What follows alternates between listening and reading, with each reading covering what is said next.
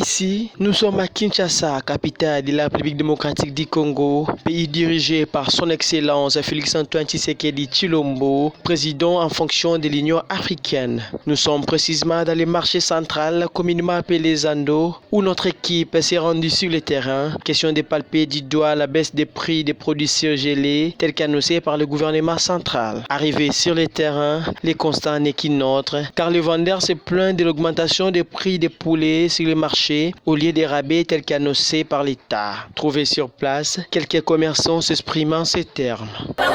Yakomona eza pasi eza na nini bamindele oyo bazobanga l'État na biso te po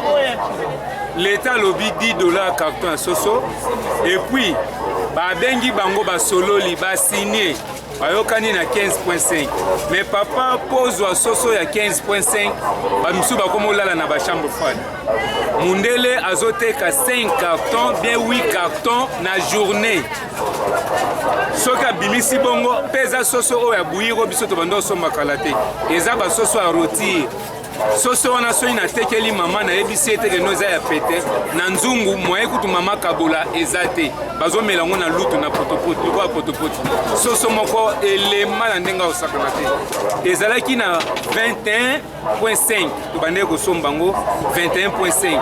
bandaka banosaki soso ekiti soso ekomi moko 22.5 kwa nini mwaye osomba ngo wapi chambre froide nyonso tokokende bayebi soko otuni soso ezali soso esili stock esili me bazali na bamama na bango ya manevre bamindele bazwi bastock wana bapesi bacongolaise na biso awa biloko wana batiango na compte na bango sikoyo bakomi kotekela biso donc tokomosomba so biloko ndenge ezali pa mundele te tokomosomba pa bacongolaise bazaza na bachambre froide nyonso tu ya minene so bakie bakomona bango nde bazoteka soso ekomi $22 alors soso tobandeki na $21 tobanda oteka yango ba 5500 5000 mais lelo na $22 moyena ta yango subongo eza te ekomi 7000 7500 emati koleka kuna ndenge ezalaki bazoyokisa biso motema pasi balobi biloko eza ya kokuta sango epanzani partout soso eza ya kokuta soso ekiti te soso ekiti eza oyo espira wana soko olambi soso potopoto ya kitoko te na monoko soso ya bien eza cher carton eza 51000 ezokota 8 biso na mesa tozoteka yango 9000 francs soso eza ya kokita te malamu kutu to bazongisa biso na prix ya kala na minute oyo soso emati makasi en plus mundele azosala ndenge alingi alobi mbongo eza ya biloko eza ya ye soko oboyi kosomba na prix na ye tika donc tozomona pasi likambo yango eza nini yo olobi biloko ezokita bino bozoyemba kuna biloko ekiti soso ya fati ekiti mais siko awa biso tozomona makambo mosusu soki moye te atika na ye kaka tolembi papa mokonzi ya mboka atalela biso likambo bamama bateki bazolela kosomba soso cher talanga baza na kota ezando mpona somba soso nazokoka te soso kaka 10 000 8 000 9 000 nakosomba soso kombe mpona lia na bana nga mama bana mitano komele soso na osomba soso moko ezomandaka oyo ya bien 7 000 8 000 7 000 8 000 mpona lia komele soso nga na bana 6 nanga bana 6 naolia soso combien de soso ezosenga ta de soso kaka mpona lelo nabimisa kaka 16 000 mobimba kaka mpona de soso mpongo lero yo ozwa bepisi toza bana kongo toliaka ndunda lokola toza bana kongo fo toliaka ndunda papa mokonzi na beti sete mpona bato bateka biloko ya chambre froide tuna bango nano bakolo chambre froide bamama wenze bakokoka te bazokoka te osomba soso na chambre froide mpo baya kotekela biso donc eloko na beti sete kaka atalela biso likambo ya biloko ya chambre froide talo makasi talo eleki dernièrement baotoloba na télévision ngai moko nalandi ke bakolongola 30% tisiko balongoli kaka te biloko ekiti te kontenu ya bato baza mpona bakisi biloko te adefa meme na minita biloko tokoti osomba biloko kasi ko bato bakoti obengaka bato ya achake te tomatisa biloko mpo bango bamatisi premièrement to bamatisi na biloko donc moyen ya tokisa biloko eza te ifali alandela yango na bato baza likolo so bango bamindele bakitisi ete bato ya sismexes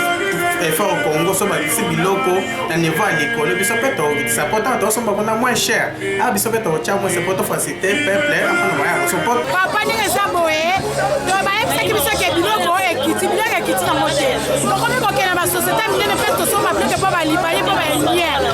bakangi bachambre froide bakomi kosala système batekeli bamama manevre na kati bamama manevre bapi nango libanda azalaki normal tobandaki kosomba na 24 000 francs 44 000 francs lelo sikoyo banda balobaki ke président lobi biloko ekita bango balobi biloko balongo ekita te bakangi toyebisi bango batekela biso te na pu ya kala bazobanga koteka na pu ya kala mpo na facture noki bakokanga bango bakomi kozwa biloko bamama manevre batie bakiti na mosi baparasolaire so bakela basosiété nyonso so bakutika parasolaire moko bato bafandi nde bamama manevre basombe mpo bamindele na kati babimi nango baye kotekela biso so na chere tokomi kosombe mpo bamama manevre na 47 500 et pourtant tobandasombe mpo bamindele ya président alobaki biloko ekita te tobande kosomba na 44 000 banda président alobi biloko ekita tokomi kosomba mpo bamama manevre na 47 000 bamama manevre basala manevre 6 place ya société ya mondele soso balobi ekiti te aroti wana ezalaki liboso baokende bapesaka carton moko na 31 500 moko bakoteka ngo mpe lisusu te biloko awa na marché ekiti te biloko ekiti ezaka soso oyo ewuti so mpe wape eza inspire soso ebeta 3 minutes na nzungu epanzani ekomi poussière wana ya soso oyo bato bakolia te wana soso ya maladi biloko totekaka ya bavivre frais ndeti bapotisi viande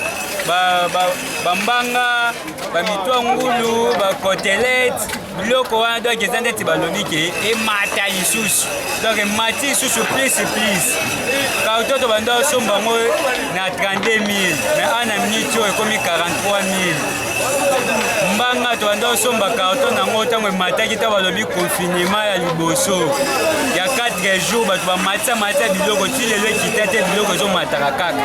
ezomataka ezalaki na 75 mais ana minute ekomi 90 000 donc bakote mosusu ba 91 500 mwa toteka bie eza te bakilia bakoma otosoma bango bandunda ngati soso wana nano bato ebele bawalinga yango te po eza kopanzana donc apres 3 minutes kopanzana message na ya liboso na epa mokonzi ya mboka nano ata na bato oyo aza bango na pembeni baministre oyo ate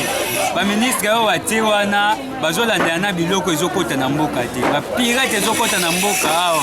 biloko ezokota ndeti bamakoso amatombe so ekoti ataka mwa likoso kuke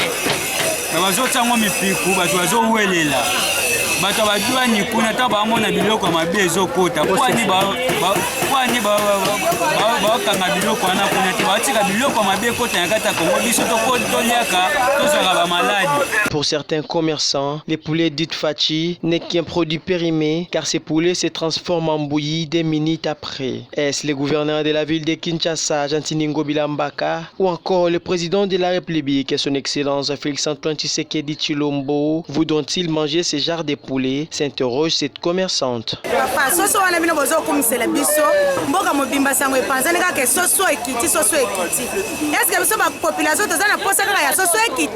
soso yango marika ya soso yango wana bino bozoloba wana na banda kuna bino mpe boliaka yango soso epola botindeli biso bobakiseli biso maladi bino bolobaki eboka ou bien boza na posi biso mokili mobimba tokufa na basi na mibali na bana soso wana eza ya kobeba toliaka yango soso ya kopola toboyi basoso wana toboyi yango wana eza boye komemela biso nde maladi mpo na bandako na bino basi na bino na mibali na bino baliaka yango te kolandela bato bazobimisa basoso wana boye kopoisone biso wana eza poison nde bomemeli biso bopoisone biso koza na poso kopoisone biso toboyi yango atika kopoisone biso bokitisi soso ni bino bokitisi boverifie botala soso yango eza soso nini soso ezalaka na kati ya sachet okokokokokitisi bino bobimisi soso te me bozopanza sango ke soso ekiti eske na ndako yango bilako kolia soso wana na ndako afata kolia soso wana bakokolambela ye soso wana po biso tozwa basoso wana tolambela mibali na biso bakufa biso totikala baveve maloko toyebisi bino yango wana bovefie na kati ya mboka tosisa bana na biso na mibali na biso soso wana bayeli biso awa eza espira soko otiango na nzungu ezokufa potopoto bongo na tableau bakomi prix mosusu biso so topesa mbongo tosomba biloko oyo ya bien eza prix mosusu biloko wana oyo bakomeli biso